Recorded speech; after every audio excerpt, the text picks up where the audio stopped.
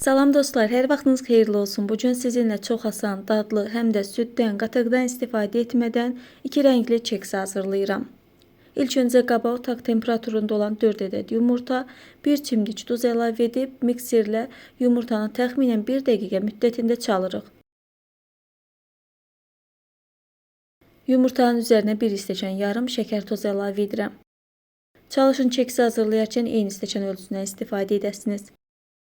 Yumurta və şəkər tozu qabarana qədər mikserlə çalmağa davam edirik. Yumurta və şəkər tozu yetər qədər qabardıqdan sonra üzərinə digər ərzaqları əlavə edirik. Otaq temperaturunda olan 1 stəkan su əlavə edib mikserin aşağı sürətində bir qədər çalırıq. Bu arada istifadə etdiyim ərzaqların miqdarını videonun açıqlama hissəsində də qeyd etdim. 1 stəkan duru yağ əlavə edirəm və yenə də bir qədər çaldıqdan sonra artıq mikseri qoyuruq kənara. Quru ərzaqları əlavə edərkən mikserdən istifadə etmirəm.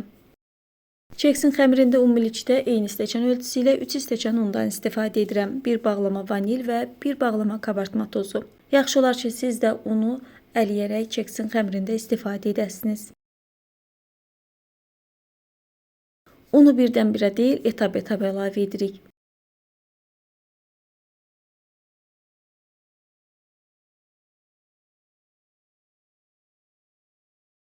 Kütlənin üzərinə unu əlavə etdikdən sonra çırpma teli ilə gördüyünüz kimi altdan yuxarı hərəkətlər edərək qarışdırmağa çalışırıq. Çalışın siz də hazırlamış olduğunuz xəmiri söndürməyəsiniz. Sona qədər eyni qayda ilə qarışdırdıq. Budur, artıq xəmir hazırdır. Gördüyünüz kimi necə havalı, gözəl bir xəmir olduğu aydın görsənir. Keksi bişirəcəyimiz qəlbi yağlayırıq. Çox yağdan istifadə etməyə ehtiyac yoxdur. Bir qədər əlavə etdikdən sonra yaxşıca yağlayırıq. Əgər keksin qabdan rahat çıxmasını istəyirsinizsə, diqqətlə hər tərəfini eyni bərabərdə yağlayın. Sonda keksin içərisinə un əlavə edin və unu qab boyunca yaxşıca, belə desək, yaymağa çalışın. Üzərində qalan artıq unu qabı tərs çevirərək bir dəfə yerə vurduqdan sonra artıq keksin xəmirini qaba əlavə edə bilərsiniz. Və gördüyünüz kimi qabın hər tərəfi eyni formada unla bulandı. Üzərinə xəmiri əlavə edirik. Xəmiri tam əlavə etmirik, gözə yarı bir qədər qabda saxlayırıq. Üzərinə kakao əlavə edib qarışdırırıq.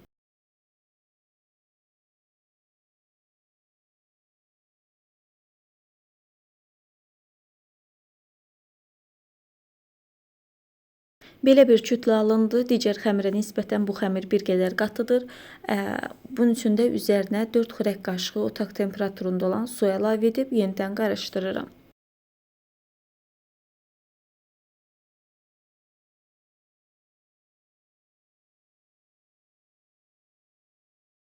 Digər xəmirin qatlığına gəlib çatdıqda isə artıq keks qabına əlavə edə bilərik.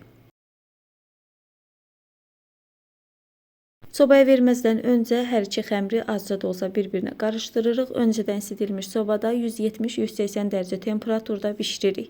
Sobaya verməzdən öncə mütləq soba tavasına yerləşdirirəm. Belə daha yaxşı, daha gözəl bişir. Siz də bu üsuldan istifadə edə bilərsiniz. Təxminən 50 dəqiqəyə keks bişib hazır oldu.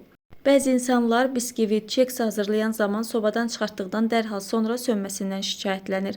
Buna səbəb olan nüanslardan biri də isti-isti tavadan və ya qəlbdən dərhal biskviti, keksi çıxarmanızdır. Əgər bunun olmasını istəmirsinizsə, sobadan çıxartdıqdan dərhal sonra hər hansı bir altdan hava alacaq əşyanın üzərində və ya mənim kimi tel üzərində otaq temperaturunda ən azından 2-3 saat tam soyutduqdan sonra qəlbdən çıxarın. O zaman keks rahatlıqla qəlbdən çıxır, həm də sönmə ehtimalı qalmır.